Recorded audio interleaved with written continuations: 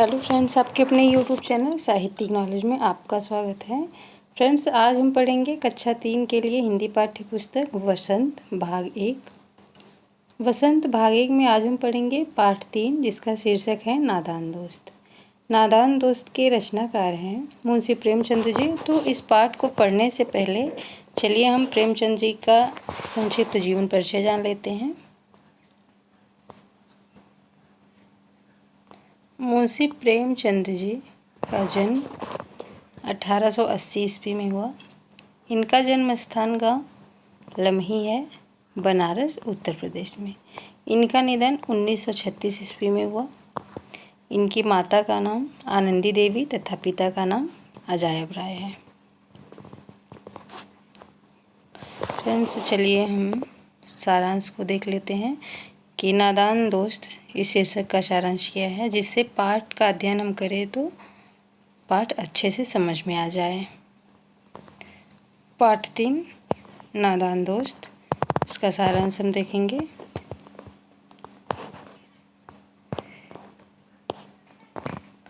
केशव और श्यामा दोनों भाई बहन को पक्षी को सुविधा पहुंचाना चाह रहे थे, पर नासमझी के कारण पक्षियों को हानि पहुंचा दिए। केशव के हाथ लगाने के कारण पक्षी अपने अंडे को जमीन पर गिरा दिया, जिससे वे टूट गए। यह बात जानकर केशव को बहुत दुख हुआ और वह पश्चाताप भी करने लगा। तो ये जो नादान दोस्त है, इसी केशव की नादानी के बारे में बताया गया है कि जानकारी न होने के कारण कैसे बचपना अर्थात नादानी कर देते हैं केशव। तो चलिए हम पाठ का अध्ययन शुरू करते हैं। ये एक नादान दोस्त की कहानी है, जिसके रचनाकार मुंशी प्रेमचंद जी हैं। मुंशी प्रेमचंद जी के बारे में आगे आप लोग जान ही चुके हैं।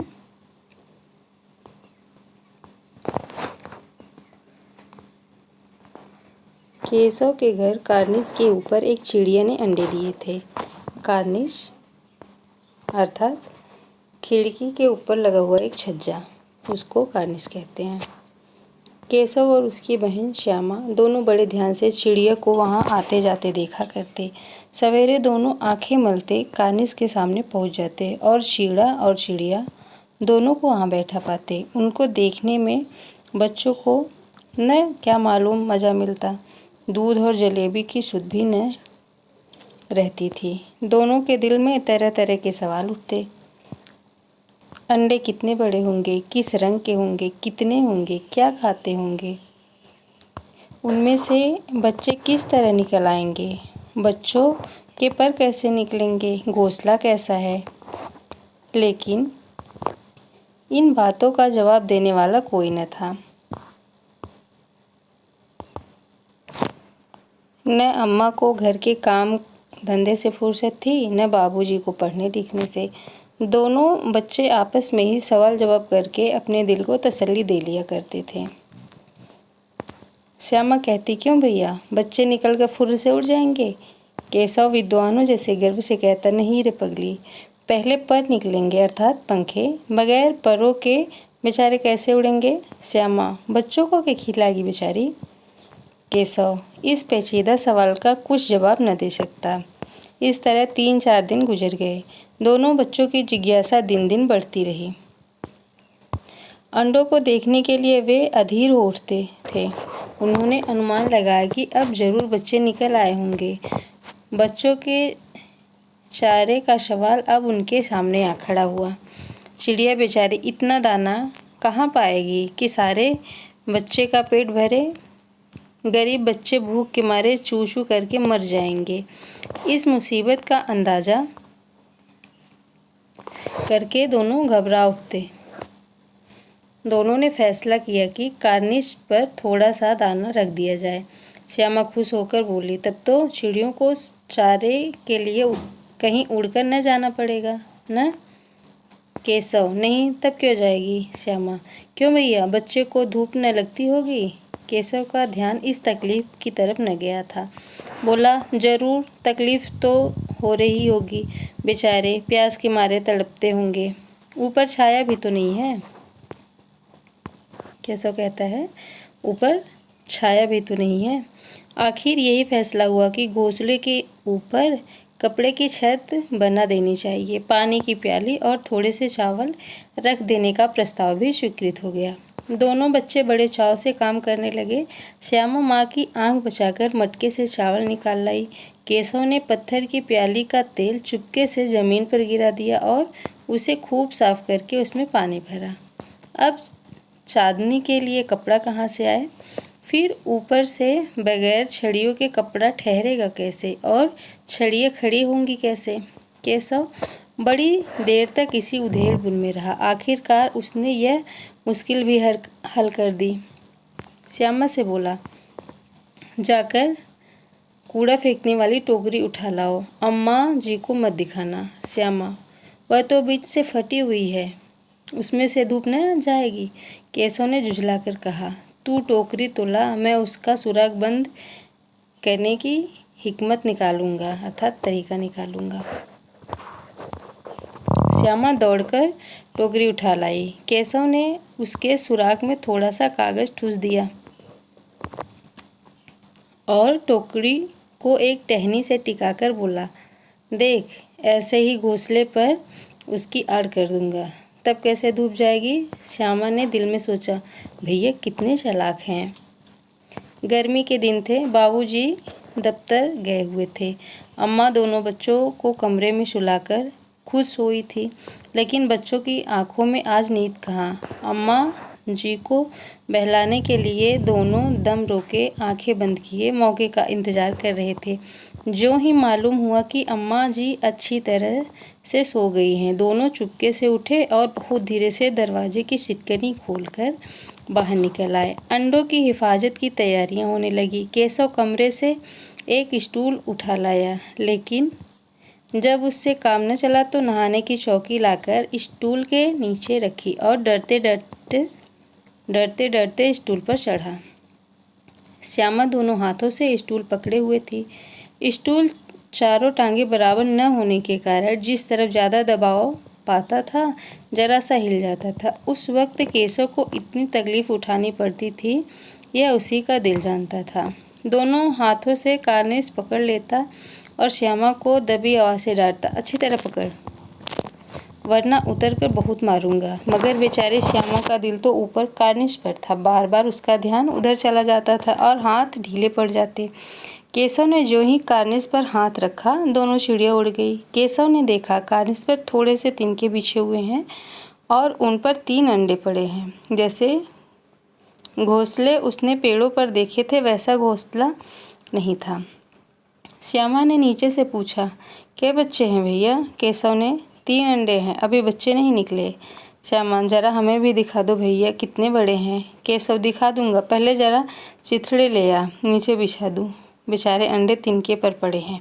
श्यामा दौड़कर अपनी पुरानी धोती फाड़कर एक टुकड़ा लाई। केशव ने झुककर कपड़ा ले लिया, उसकी कई तह करके उसने एक गद्दी बनाई और उसे तिनकों पर बिछाकर 3 अंडे धीरे धीरे उस पर रख दिए। श्यामा ने फिर कहा, हमको भी दिखा दो भैया। केशव, दिखा दूंगा, पहले जरा वह टोकरी तो दे दो, ऊपर छाया कर दो। श्यामा ने टोकरी नीचे से थमा दी और बोली, अब तुम उतर आओ, मैं भी तो देखूं। केशव ने टोकरी को एक टहनी से टिकाकर कहा, जा दाना और पानी की प्याली ले आ, मैं उतर आऊँ तो तुझे दिखाऊं। श्यामा प्याली और चावल भी लाई।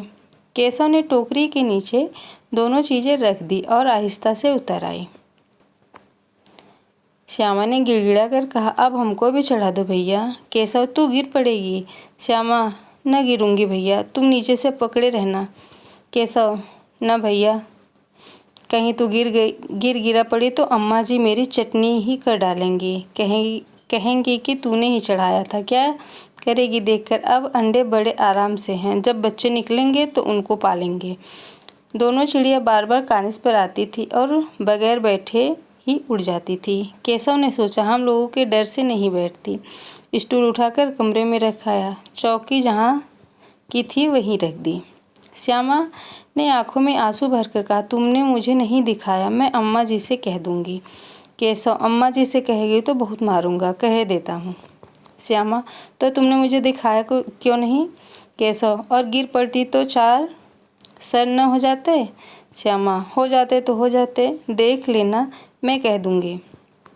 इतने में कोठरी का दरवाज़ा खुला और माँ ने धूप से आंखों को बचाते हुए कहा, तुम दोनों बाहर कब निकल आए? मैंने कहा था ना कि दोपहर में न निकलना। किसने किवाड़ खोला? किवाड़ केशव ने खोला था, लेकिन श्यामा ने माँ से यह बात नहीं कही। उसे डर लगा कि भैया पिट जाएंगे। केशव दिल में काँप रहा था कि कहीं श्यामा कह न दे अंडे न दिखाए थे उसने, इसलिए। इससे अब उसको श्यामा पर विश्वास न था। श्यामा सिर्फ मोहब्बत के मारे चुप थी या इस कसूर में हिस्सेदार होने की वजह से इसका फैसला नहीं किया जा सकता। शायद दोनों ही बातें थी। माँ ने दोनों को डांट डपट कर फिर कमरे में बंद कर दिया और आप धीरे धीरे उन्हें पंखा झलने लगी। अभी सिर्फ 2 बजे थे, बाहर तेज लू चल रही थी। अब दोनों बच्चों को नींद आ गई। 4 बजे एकाएक श्यामा की नींद खुली। किवाड़ खुले हुए थे। वह दौड़ी हुई कार्निस के पास आई और ऊपर की तरफ ताकने लगी। टोकरी का पता न था। संयोग से उसकी नज़र नीचे गई और वह उल्टे पांव दौड़ती हुई कमरे में आकर जोर से बोली, भैया, अंडे तो नीचे गिर पड़े हैं, बच्चे उड़ गए। केशव घबरा कर उठा और दौड़ा हुआ बाहर आया तो देखता है कि तीनों अंडे नीचे टूटे पड़े हैं और उनसे कोई छूने की सी चीज़ बाहर निकल रही है। पानी की प्याली भी एक तरफ टूटी पड़ी है। उसके चेहरे का रंग उड़ गया। सहमी हुई आंखों से जमीन की तरफ देखने लगा। श्यामा ने पूछा, बच्चे कहाँ उड़ गए भैया? केशव ने करुण स्वर में कहा, अंडे तो फूट गए। श्यामा, और बच्चे कहाँ गए? केशव, तेरे सर में देखती नहीं है, अंडे में से उजला उजला पानी निकल आया है, वही 2-4 दिन में बच्चे बन जाते। माँ ने सोटी हाथ में लिए हुए पूछा, तुम दोनों वहाँ धूप में क्या कर रहे हो? श्यामा ने कहा, अम्मी जी, चिड़िया के अंडे फूट पड़े हैं। माँ ने आकर टूटे हुए अंडों को देखा और गुस्से से बोली, तुम लोगों ने अंडों को छुआ होगा। अब तो श्यामा को भैया पर जरा भी तरस न आया। उसी ने शायद अंडों को इस तरह रख दिया कि वह नीचे गिर पड़े। इसकी उसे सज़ा मिलनी चाहिए। बोली, इन्होंने अंडे को छेड़ा था अम्मा जी। माँ ने केशव से पूछा, क्यों रे? केशव भीगी बिल्ली बना खड़ा था। माँ, तू वहाँ पहुँचा कैसे? माँ पूछ रही है कि तू वहाँ पहुँचा कैसे? श्यामा बोली, चौकी पर स्टूल रखकर चढ़े थे अम्मा जी। केशव, तू स्टूल थामे नहीं खड़ी थी? श्यामा बोली, तुम ही ने तो कहा था। माँ बोली, तू इतना बड़ा हुआ, तुझे अभी इतना भी नहीं मालूम कि छूने से चिड़ियों के अंडे गंदे हो जाते हैं। चिड़िया फिर उन्हें नहीं सेती, अर्थात नहीं पालती। श्यामा ने डरते डरते पूछा, तो क्या चिड़िया ने अंडे गिरा दिए अम्मा जी? माँ बोली, और क्या करती? केशव के सिर इसका पाप पड़ेगा। हाय हाय, 3 जाने ले ली दुष्ट ने। केशव रोनी सूरत बनाकर बोला, मैंने तो सिर्फ अंडों को गद्दी पर रख दिया था अम्मा जी। अम्मा को हंसी आ गई, मगर केशव को कई दिनों तक अपनी गलती पर अफसोस होता रहा। अंडों की हिफाजत करने के जोग में उसने उसका सत्यानाश कर डाला। इसे याद कर वह कभी कभी रो पड़ता था। दोनों चिड़िया वहाँ फिर कभी न दिखाई दी। तो ये रहा नादान दोस्त कहानी। चलिए हम अभ्यास प्रश्न को देखते हैं।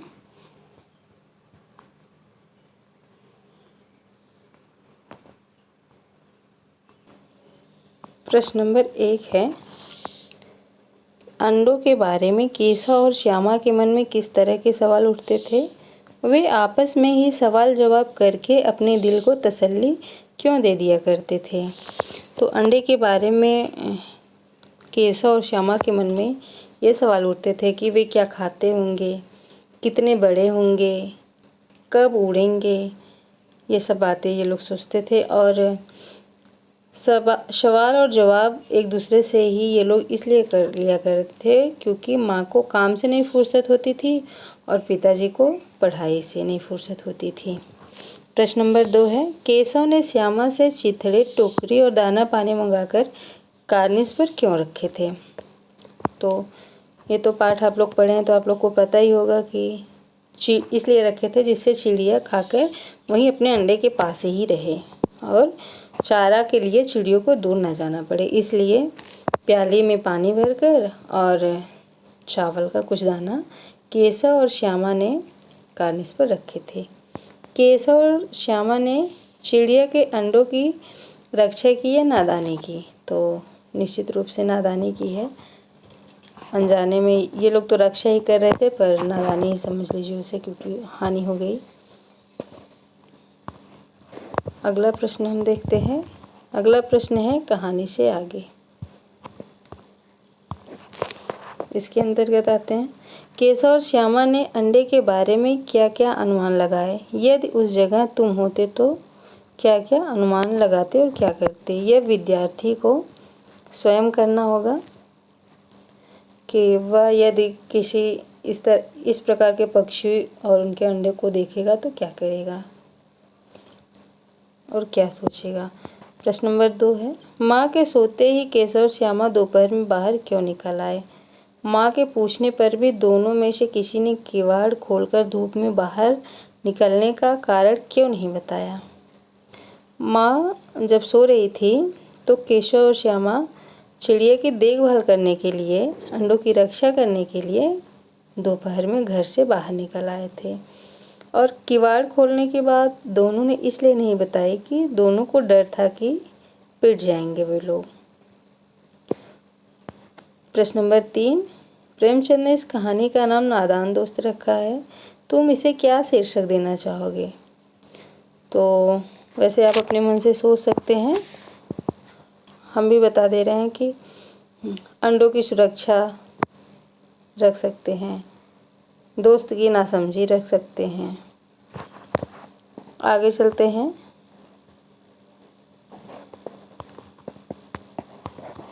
अगला प्रश्न है अनुमान और कल्पना से। अनुमान और कल्पना से इस पाठ में गर्मी के दिनों की चर्चा है। अगर सर्दी या बरसात के दिन होते तो क्या क्या होता? अनुमान करो और अपने साथियों को सुनाओ।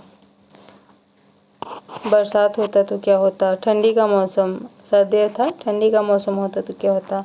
तो आप समझ सकते हैं कि खुली छत पे ऊपर कोई चीज़ रहे तो बारिश में भीगेगी, बह जाएगी, और ठंडी के समय में उस पर कुहासे पड़ जाएंगे, इस तरह होगा।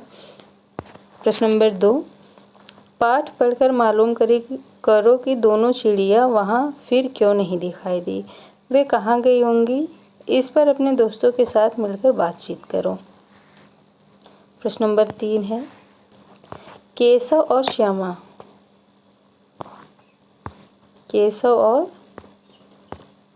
श्यामा चिड़ियों के अंडे को लेकर बहुत उत्सुक थे। क्या तुम्हें भी कोई नई चीज़ या बात को लेकर कौतूहल महसूस हुआ है? ऐसे किसी अनुभव का वर्णन करो और बताओ कि तुम्हारे मन में क्या क्या सवाल उठते हैं। यह प्रश्न है बच्चों के लिए कि कभी कोई ऐसी चीज़ आप लोगों ने देखी है कि जिसको देख के उसको और भी ज़्यादा जानने की उत्सुकता बढ़ी हो, कौतूहल हुआ हो, और फिर जान लेने का क्या तरीका था और जानने के बाद क्या परिणाम था। तो इसको बताना है अपने अध्यापिका महोदय को। अगले प्रश्न की ओर हम चलते हैं। भाषा की बात, ये व्याकरण से ये प्रश्न आए हुए हैं। चलिए हम पढ़ लेते हैं इस प्रश्न को पहले। श्यामा माँ से बोली, मैंने आपकी बातचीत सुन ली है। ऊपर दिए उदाहरण में मैंने का प्रयोग श्यामा के लिए और आपकी का प्रयोग माँ के लिए हो रहा है। जब सर्वनाम का प्रयोग कहने वाले, सुनने वाले या किसी तीसरे के लिए हो तो उसे पुरुषवाचक सर्वनाम कहते हैं। नीचे दिए गए वाक्यों में 3 प्रकार के पुरुषवाचक सर्वनाम के नीचे रेखा खींचो। तो एक पैराग्राफ दिया गया है जिसमें आपको बताना है कि कहाँ कहाँ पर पुरुषवाचक सर्वनाम है। ये पैराग्राफ यहाँ से शुरू होता है,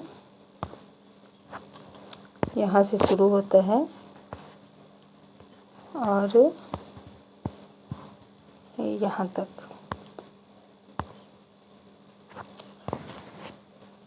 तक चलता है। तो चलिए हम पढ़ लेते हैं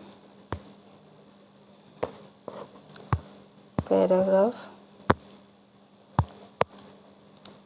एक दिन दीपू और नीलू यमुना के तट पर बैठे शाम की ठंडी हवा का आनंद ले रहे थे। तभी उन्होंने देखा कि एक लंबा आदमी लड़खड़ाता हुआ उनकी ओर चला आ रहा है। पास आकर उसने बड़े दयनीय स्वर में कहा, मैं भूख से मरा जा रहा हूँ, क्या आप मुझे कुछ खाने को दे सकते हैं? तो इस पैराग्राफ में हमें सर्वनामिक उदाहरण छांटने, वो भी पुरुषवाचक।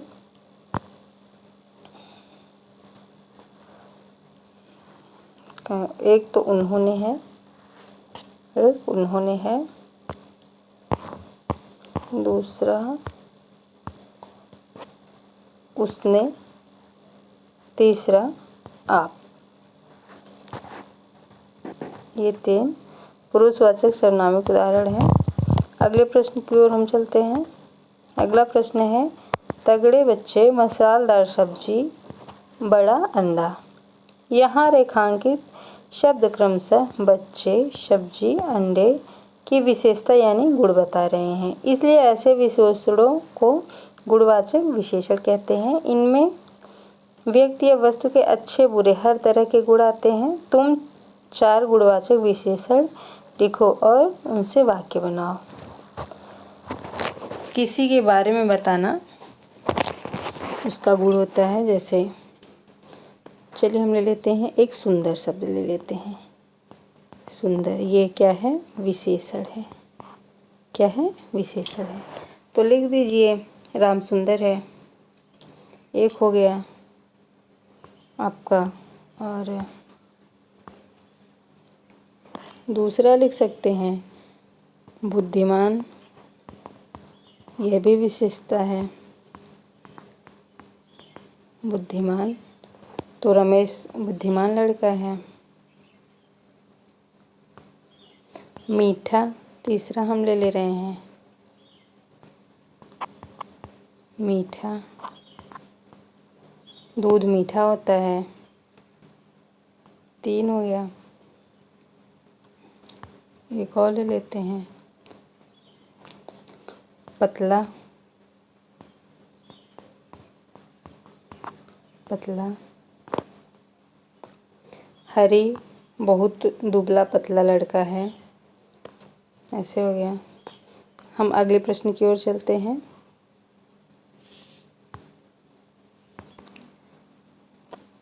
अगला प्रश्न है प्रश्न नंबर 3। क्या है? केशव ने झुँझलाकर कहा।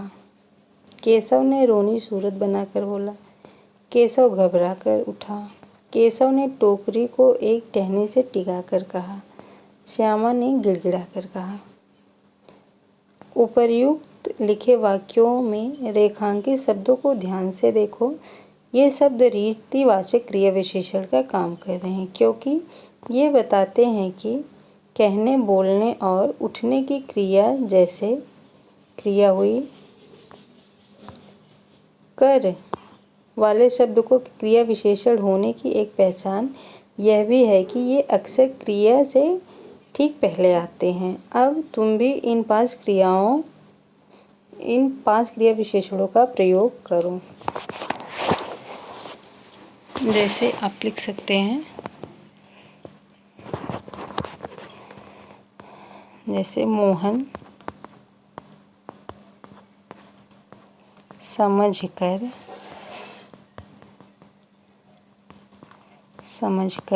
बोला। मोहन समझकर बोला, एक हो गया। श्यामा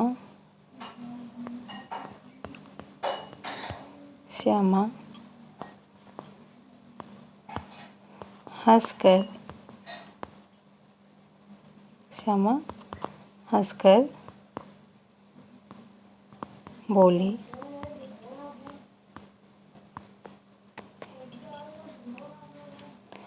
राघव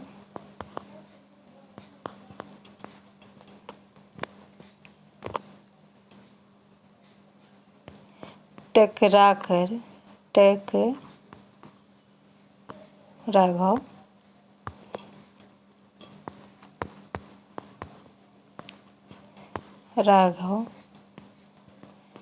टकराकर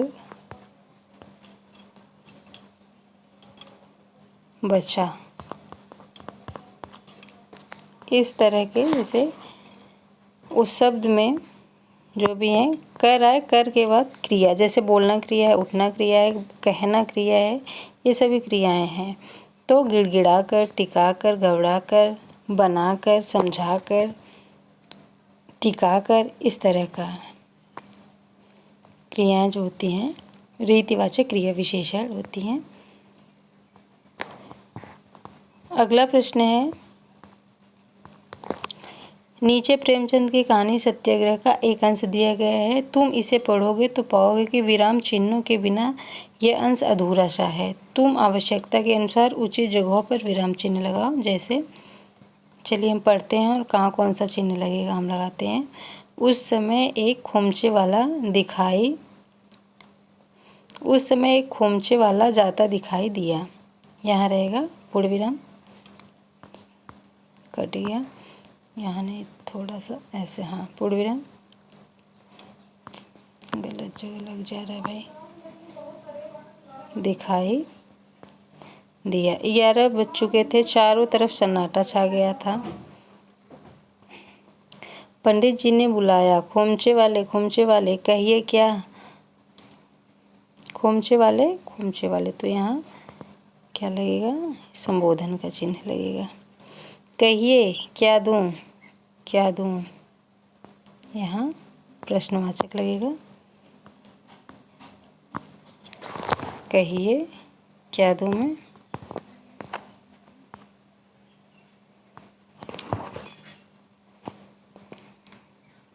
कहिए क्या दूं। भूख लग आई है न, अन्न जल छोड़ना साधुओं का काम है, हमारा काम नहीं।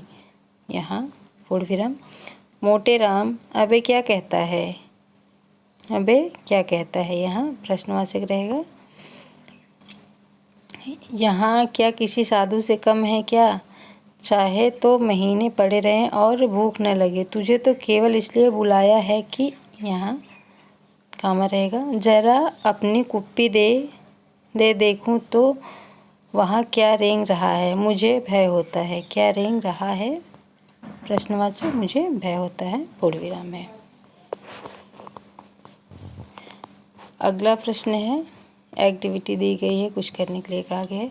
गर्मियों या सर्दियों में जब तुम्हारी लंबी छुट्टियां होती हैं तो तुम्हारा दिन कैसे बीतता है। अपनी बुआ या किसी और को एक पोस्टकार्ड या अंतर्देशीय पत्र लिखकर बताओ। तो पत्र लिखने के लिए कह रहे हैं, ये एक छोटा सा जीके पॉइंट है। बिना ऑक्सीजन के इंसान का जीना मुमकिन नहीं। इस अनमोल गैस की खोज सन 1773 ईस्वी में हुई है। तब सन 73 से पहले लोग कैसे जीते थे, क्या बिना ऑक्सीजन के जीते थे। नहीं, ऑक्सीजन की खोज हुई है, ये नहीं कि वो कहीं गुम गई थी उसको खोजा गया है, वह विद्यमान थी, उसका पता नहीं था, मतलब किसी को उसका नाम नहीं पता था। बस सन 1773 ईस्वी में उसके नाम का पता किया गया, उसका नामकरण किया गया। तो नादान दोस्त कहानी की व्याख्या, प्रश्नोत्तरी, सारांश सब कुछ हो गया है। अब हम अगली क्लास में अगली कहानी को लेके आएंगे। तब तक के लिए धन्यवाद। यदि वीडियो आपके लिए, यह कक्षा आपके लिए उपयोगी हो तो चैनल को ज़रूर सब्सक्राइब कीजिएगा और शेयर कीजिएगा।